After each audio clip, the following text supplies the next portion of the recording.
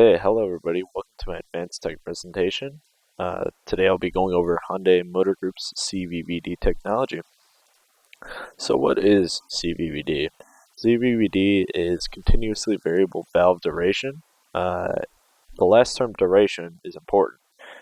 Duration in this case obviously is about the valves. That is how long the valves are open, and this system is different from, say, VVT or VVL, VVT being variable valve timing and VVL being variable valve lift, because it's not about how much the valve is open or when the valve is open. It is about how long the valve is open. And on the bottom there, you can see the small fleet that Hyundai Kia has for their vehicles, mostly subcompact SUVs and sedans. This comes on the 1.0 and 1.6 liter Hyundai Turbo GDI engines.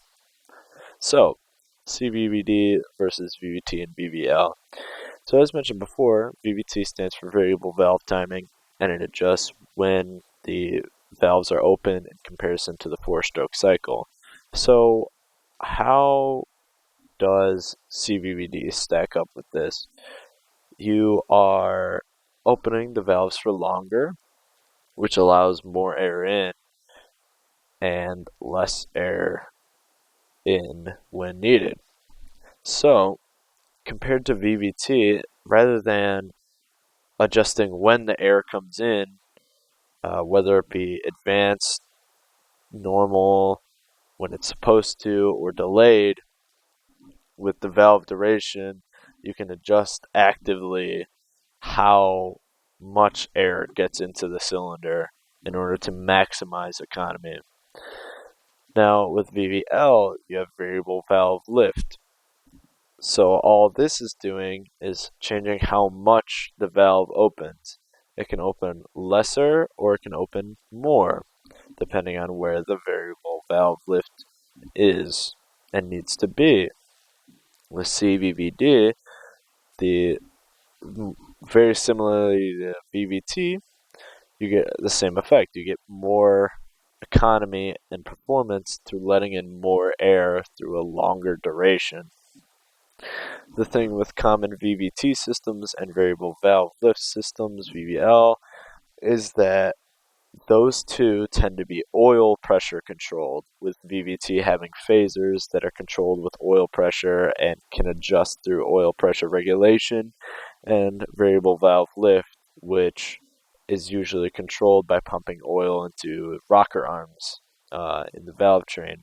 CVVD is kind of a combination of VVT and VVL, as you can change how long the valve is open to achieve a much longer duration of airflow coming into the cylinder, or you can change how short it is. So you can very much vastly shorten how much air, how much time air has to get into the cylinder.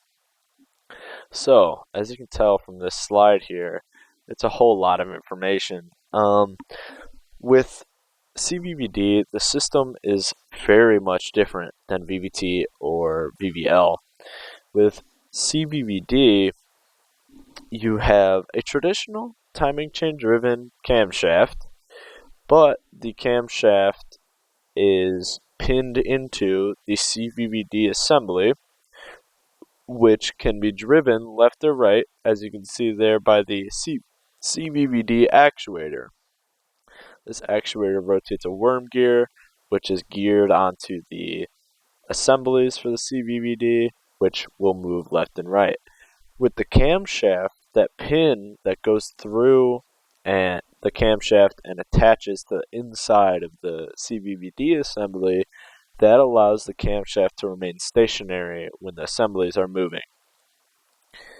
Where the cam lobes come in is that they are attached to the assemblies rather than to the camshaft.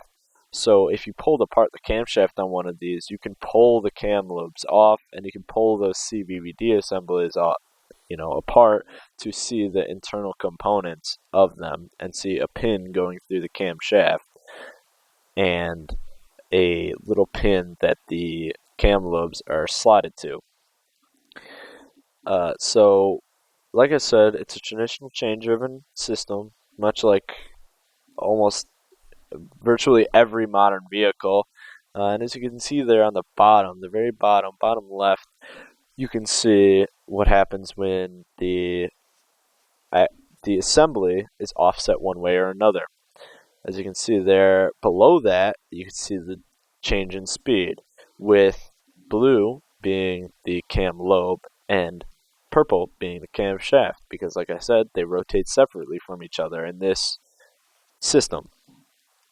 So that GIF there on the top right, you can see how the cam lobe, depending on where the offset is, will either rotate slower, faster, or at the same rate as the camshaft, allowing for the valve, the very tip of the valve, and the contact surface to remain pushing on the valve spring longer, which allows for greater duration and thus greater airflow.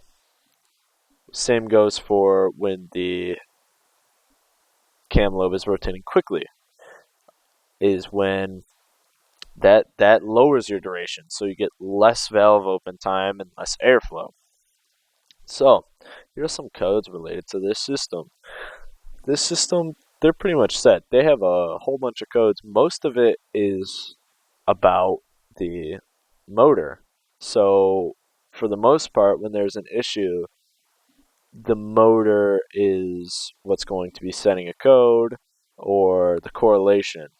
So as you can see, they have a cold start signal error, they have invalid data received, and one common thing you should know is these are all manufacturer specific codes. These are not general codes. So this is a manufacturer specific system and manufacturer specific codes. So in this situation, you may not be able to access it with a simple scan tool. You might need something a little higher end, as well as you may not be able to always access information about these codes. These codes may not have a lot of information out about them, or if you try to look them up, you may get other codes from other manufacturers. Just a possibility. So, pros and cons of CVVD. Pros: increased performance and economy over other valve management systems. As you can see on the right there is an image comparing CVVT versus CVVD in both a performance driving scenario and an economy driving scenario. As you can see, in performance it gained 4%, and in economy it gained 5%. These are images from Hyundai demonstrating the bit of added overall performance of the engine. And right down there below the first bullet under pros, the second one, new solution to helping internal combustion engines reach emissions and economy standards.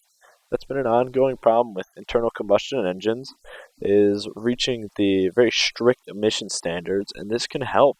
It's a new solution, and it has shown that it is beneficial. It has benefits over other valve train systems. Cons: system is still fairly new, so it may not be very widely known between every tech or private shops, stuff like that, and it may be something that might take a bit for private shops to want to take in as jobs. So that could be considered an issue. And another one is expensive to repair due to being made for two specific engines and for a specific manufacturer. So parts may not be as widely available as most other systems, such as VVT, with the phasers, which are a very traditional system, and a lot of manufacturers use that system. VVL, less common, but still there were quite a few engines and manufacturers that still used VVL systems. So you have that, but a pro that isn't listed on here is that the camshaft in this situation, a lot of the components, besides the camshaft actually, a lot of the components in this system are modular. cam lobes worn down, just replace part of the actual cam lobes. You can pull the cam lobes off and just replace that section, as well as probably your valve springs, any other valve train related components that may have worn down, but you know that the camshaft more than likely will be able to stay in the vehicle. Same goes for the other components of the system. Actuator goes bad, you could more than likely get a new actuator and actuator, assembly with the actuator rod, and you can have a full new assembly for cheaper than it would be just replacing the whole thing. So that's a pro that's not exactly listed.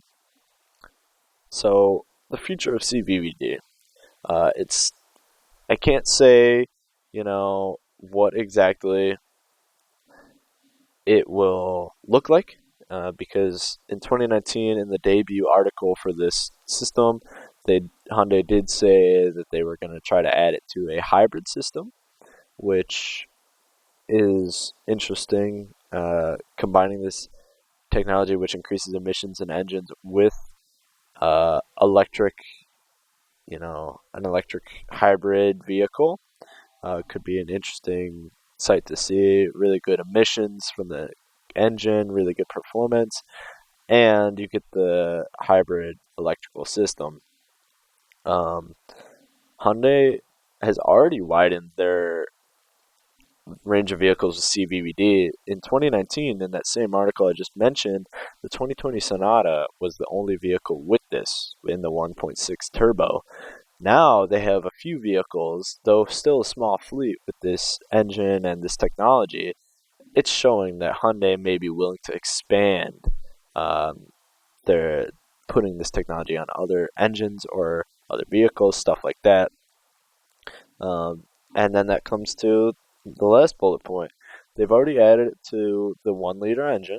So now they have the 1 liter and 1.6. So again, it looks like they're trying to expand just a little bit the CVVD to different engines, um, which shows maybe they're willing in the future to add this to bigger engines, other vehicles, stuff like that. So it's definitely an interesting system for new valve train management. Thank you.